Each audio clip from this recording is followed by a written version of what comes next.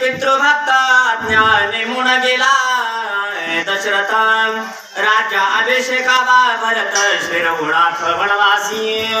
प्रभु रामचंद्र भगवान की जय, हनुमान महाराज की जय, संत भगवान बाबा की जय, छत्रपती शिवाजी महाराज की जय।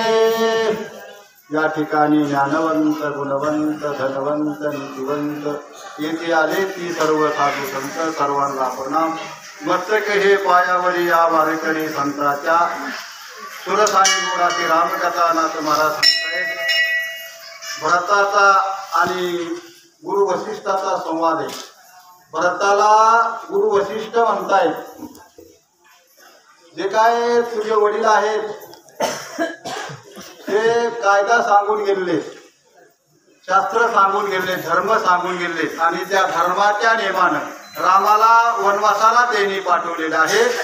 आणि त्यांचं असं म्हणणं आहे की तो गादीवर बसावं, अयोध्येचा राजा व्हावं असं आणि ते स्वर्गाला निघून गेलेले म्हणून वडलात म्हणतायत। भरत काय बोलतायत ते ऐका। तुझे मातेचे वरदान तिचे मागणे हेची जाण भरताचे राज्याभिषेक रघुनंदन वनवासी। रघुनंदन वनवासी वडिलांचं पण म्हणणं तेच होतं आणि तुझ्या आईचं पण म्हणणं तेच आहे। रामचंद्र वनवासाला आणि तू अयोध्येचा राजा हो, वडिलांचं सुद्धा म्हणणं तेच होतं। वडील सांगून माझ्यापाशी गेले असं वशिष्ठ ऋषी म्हणतात आणि आई सुद्धा कैकेयी माता तो असं भरताला वशिष्ठ ऋषी म्हणतात। श्रीराम चित्रवचन विश्वासी वेगी गेला वनवासासी। तुही पाणी पितृ अंगीकारी अभिषेकाची अंगीकारी। वशिष्ठ गुरु म्हणतायत भरताला, भरता रामचंद्र वनवासाला गेलेले का गेलेले? भरतात आपलं वडिलांचं वचन म्हणून गेलेले आहेत। वडिलांचं वचन पूर्ण करण्यासाठी ते वनवासामध्ये गेलेले आणि वडिलांचंच वचन आहे तू अयोध्येचा राजा व्हावं म्हणून त्याचा पित्राचं वचन आहे, वडिलांचं वचन आहे, त्याचा अंगीकार तू कर असे म्हणत आहे का? श्रीराम अभिषेकावला निर्धारी पूर्वे केली होती सामुग्री। ते सिद्ध आहे माझ्या घरी तू अंगीकारी अभिषेका। अंगीकारी अभिषेका भरता रामचंद्राच्या अभिषेकासाठी जी काय सामग्री आणलेली होती ती माझ्याच घरी आहे। आता सामग्री गोळा करायची गरज नाही, सायास करायची गरज नाही। अनायासे रामराज्य अभिषेकासाठी जी काय सामग्री आणलेली होती ती माझ्या घरी आणलेली आहे। तू तयारीला लाग बरं राजा होण्यासाठी। लगेच मी ती सर्व सामग्री घेऊन येतो आणि तू अयोध्येचा राजा हो असं म्हणता येतं। पितृवचन उल्लंघिता अवश्य पारिजे नरकपाता। आग्रह न करावा भरता तुझ मी आता अभिषेकी। मी आता अभिषेकी। वडिलांची विनंती, वडिलांचं वचन जर नाही ऐकलं तर नरकाला जावं लागतं, बरोबर आहे? वडिलांचं वचन नाही ऐकलं तर नरकाला जावं लागतं। म्हणूनच राम वनवासाला गेले। वडिलांचं वचन होतं, काय वचन होतं? वडिला वनवासाला जायचं वडिलांचं हे वचन होतं। आणि वशिष्ठ ऋषी म्हणतायत वडिलांचं वचन पाळायचंय, काय तुला राजा व्हायचे। राजा जर नाही झाला तर नरकाला जावं लागेल असं म्हणताय। काय म्हणतात भरत त्या ठिकाणी ऐका। ऐकोणी वसिष्ठाचे वचन भरत पडला मूर्खापन्न।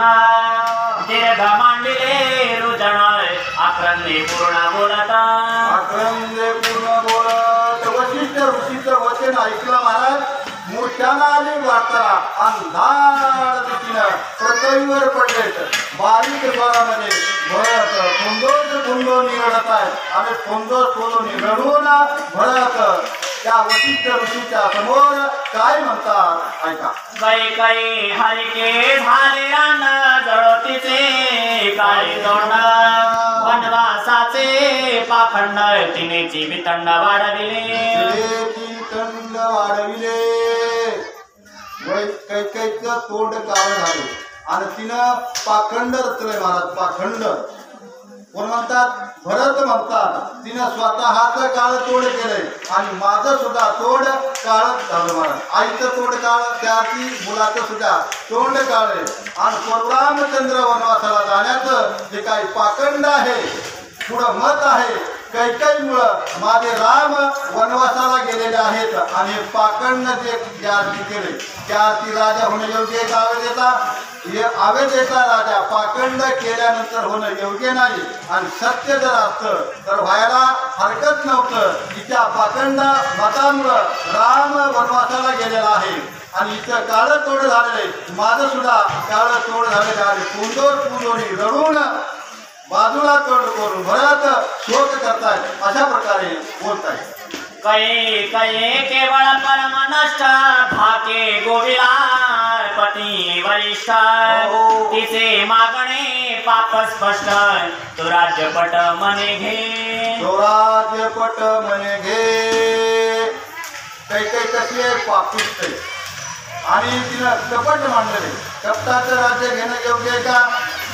येऊन त्याला कपटाचं राज्य घेणं योग्य नाहीये आणि पाखंड मानले आणि पाखंड मत मानून कैकई म्हणते राज्यपट घे. स्वतःचा पती मारलाय मला. स्वतःचा पती मारलाय आणि ज्येष्ठ मुलगा वनवासाला पाठविलाय आणि मला म्हणते राज्य घे. कुणाला घ्यावं वाटेल?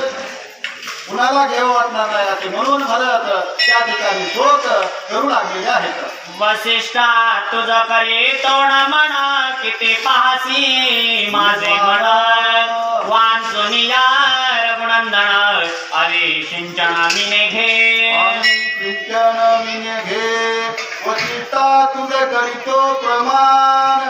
हे गुरु महाराजा तुम्हाला प्रमाण, तुम्हाला माझा दंडवट आहे. तुम्ही कितीही राज्य घ्या मला तर मी घेणार नाहीये. त्या माझ्या आईच्या पुढ्या मतामुळं मला तुम्ही राज्य घे म्हणतात. मला राज्य घेऊ वाटत नाही. मला राज्यावर बसू वाटत नाही. पुन्हा बोलायचं नाही. प्रमाण पाया पडून एकदा शपथ घेतली ना देवाची. शपथ देवाची घेतली की पुन्हा बोलणे नाही महाराज. देवाची शपथ घेऊन सांगतो मी हे केलं नाही असं म्हणजे पुन्हा त्याला माणसं विचारतच नाही. मला विचारतात का? देवाची शपथ आहे मी हे गुन्हा केलाच नाही मग सत्य वाटतं माणसाला. पुन्हा त्याला पुन्हा गेला विचारतात का? त्या पद्धतीनं तुमच्या पायाची शपथ घेतो. राज्य मला राज्यावर बसायचंच नाही असं त्या ठिकाणी भरताना निर्णय केला आणि रामालाच शरण जायचे, रामाच्या भेटीला जायचे असा निर्धार केला. अशा प्रकारे नाथ महाराज सांगतात. श्री रामासे सांडोनिया बने जरी मी बैसलो अवे सिंचनी तरी मी झालो मद्यपाणी मातृगमणी अतिनष्ट. मातृगमणी अतिनष्ट. परशुरामचंद्राला वनवासामध्ये सोडून जर मी राज्याचा अधिकारी जर झालो तर मातृगमनाचं पाप मला लागेल आणि मद्यपानाचं पाप लागेल. आजच्या काळाला आज या कलियुगाला होते का? मद्यपान करणारे 75% राज्यावर आज 75% मद्यपान करणारे महाराज. किती टक्के? 75%. या कलियुगामध्ये ही ओवी लागू होत नाही. करत द्वापार युगामध्ये ओवी लागू झाली आणि मातृगमनी हा दोष मला घडेल असं त्या ठिकाणी